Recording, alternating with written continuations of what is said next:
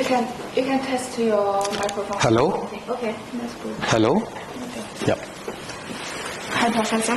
Hi. So my first question is about the multipolarity as decolonial democratization. So you frame multipolarity as a form of decolonial democratization that reshapes global power structures. So how do you see Chinese modernization contributing to this transformation, and what distinguishes it most clearly from West-led pathways of modernity? Thank you. Thank you for your invitation and thank you for inviting me here. Thank you for your wonderful question. Your question has three different components. The first component is about multipolarity and decolonization. Anti-colonial struggle led to the creation of independent nation states in Asia, in Africa, and Latin America. After this, decolonial movements, through anti-colonial struggles, we did not join either pole led by Soviet Russia or the pole led by, Americans and Europeans. We created non-allied movement, to create to create a new world based on multipolarity, based on democracy, based on peace, and expand the anti-colonial projects across the globe, which is fundamentally against feudalism, against colonialism, capitalism, and imperialism. So decoloniality is a product of anti-colonial struggle, and it is fundamentally against feudalism, capitalism, imperialism, and all its imperialist wars, which are imposed on people across the globe today. That's the first part of my answer. What is modernization in West? Modernization, the capitalist modernization in West is fundamentally anti-modern. It uses science for its economic growth of its own corporations at the cost of people and the planet. The modernization project of the Western world has nothing to do with people. It is to do with expanding capital, dominating people, through corporate culture, through consumer cultures, and dismantling society across the globe. It's not just in Asia, Africa, and Latin America. European people, working people in America, suffer under these imperialist and capitalist regimes, working day and night in Europe, in America, and across the globe. So what is the uniqueness of Chinese modernization? Chinese modernization stands on two fundamental pillars. First, it works for people. It works for peace. It works for peaceful development without destroying nature. It is taming capital to promote the interest and welfare of the working people, not just in China, but across the globe. Imagine the iPhones, the American iPhones.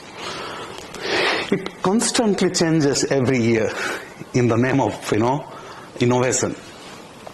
China produced, electronic goods and services which will last for 50 years. The electronic batteries, the mobile batteries, which will last for 50 years. So fundamentally, Chinese modernization is not about profit. It's about people. Chinese modernization is about creating harmony between people and the nature, while capital facilitates it without controlling the society. In case of Western modernization, capital controls people. In Chinese modernization process, it is the state led by Chinese working people control the capital. So that's the fundamental difference. The context, if you look at the third part of my answer, if you look at the context in the globe today, there's a constant anti-Chinese campaign taking place across the globe led by imperialist powers and capitalist power based in Europe and in America. They deny European working people, they deny American working people to understand the achievements of the Chinese modernization, the achievement of the Chinese state under the leadership of the Chinese Communist Party of China. They deny information to their own people because China offers an alternative. That alternative is based on secular scientific development for people, not for the capital. That's why you hear if a bridge collapses in China, it's a Chinese socialist failure. When a bridge collapses in Europe or in America, it's a technical failure. If a bridge collapses in China, China has millions of bridges. If one bridge collapses, they say it's a socialist failure, it's Chinese failure, it's, Chinese were trying to copy and failed. But if a bridge fails in Europe, they call it technical failure or engineering failure maximum. So this fundamental narrative needs to be changed, not just inside the China, but also to the outside working people. In China, the young Chinese students need to celebrate the achievements of the Chinese modernization and protect the achievements till today to march forward with the Chinese modernization project, by which we can think about an alternative world based on the ideas, ideologies and knowledge traditions coming from Chinese modernization processes. Without defending China and Chinese achievements, it will be impossible to build socialism anywhere else. So what we learn from Soviet mistakes, that we need to defend the working class achievements to progress. Therefore, I argue that multipolarity is a decolonial project. It's no more a Cold War project. Thank you. Okay. I have read your article about the failure of the bridge. It's impressive. Okay. My second question is about your 4 pillars. Which means people, planet, peace, and prosperity. So you highlight 4 pillars of Chinese modernism. So among these pillars, which do you believe has been most misunderstood internationally? I think these 4 P's: people, peace, prosperity, and planet.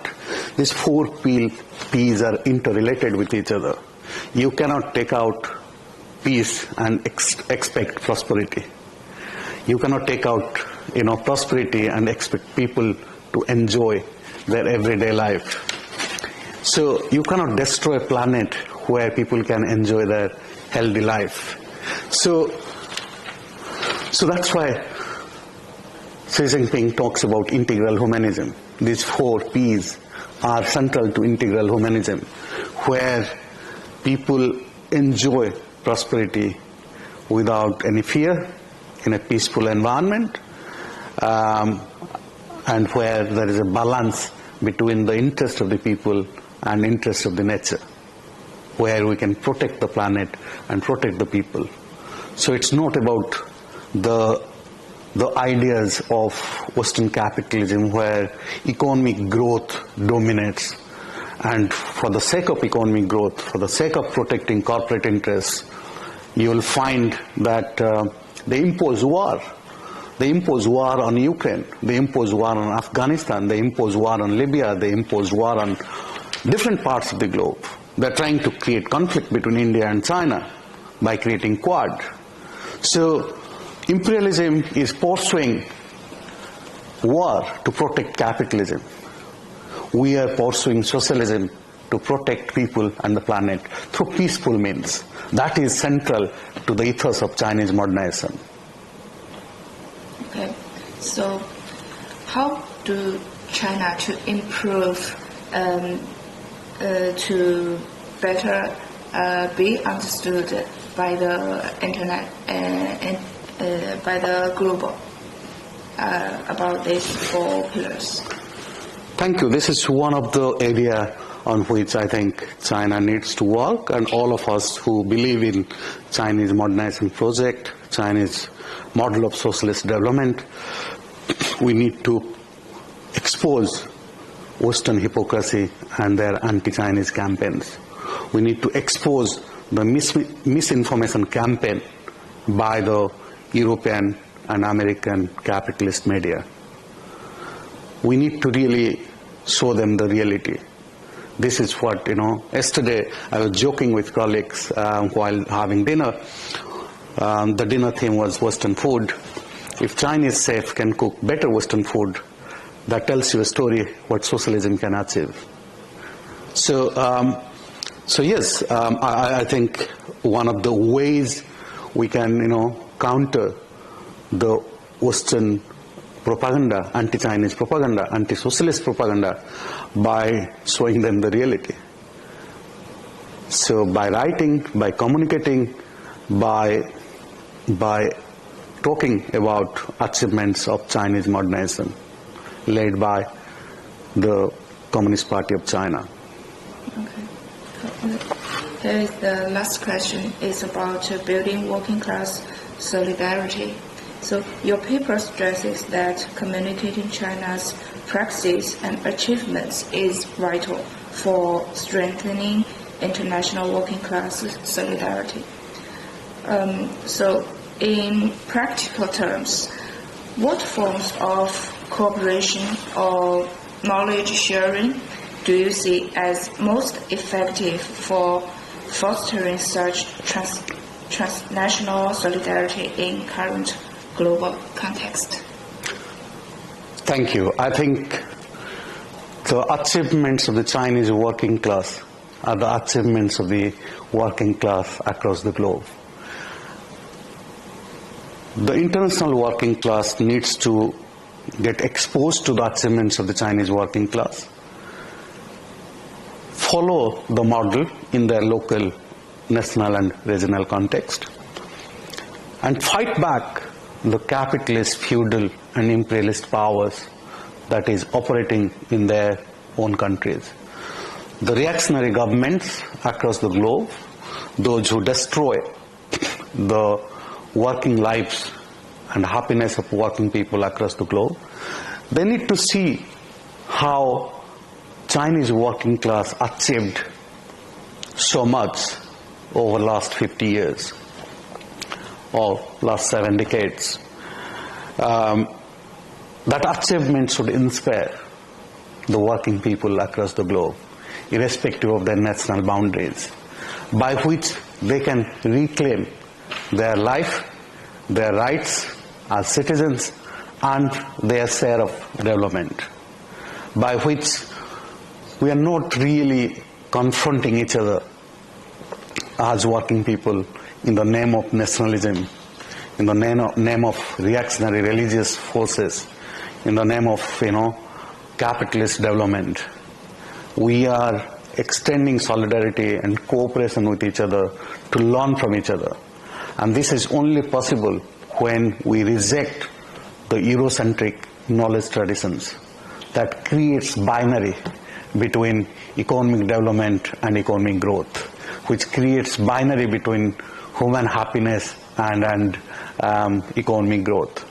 We need to create an integral development model where working people can enjoy their life, enjoy the fruits of their own labor, and end the exploitative regimes led by imperialist colonial powers, led by reactionary religious forces and feudal forces. Without dismantling these forces through our democratic knowledge traditions of the working people, we cannot build international working class movement. So China shows the way to build international working class movement by engaging with people, learn from people, and address their needs, their happiness, their welfare. So therefore it's it's important, it's a two-way process. Chinese working class needs to extend their solidarity, which they are doing by producing goods and services. China is the factory for the world. And at the same time, the international working class needs to reject the kind of mainstream capitalist media narrative and learn the realities in China and achievements of the Chinese working class. Okay, that's all. Thank you. Thank you so much. Thank you.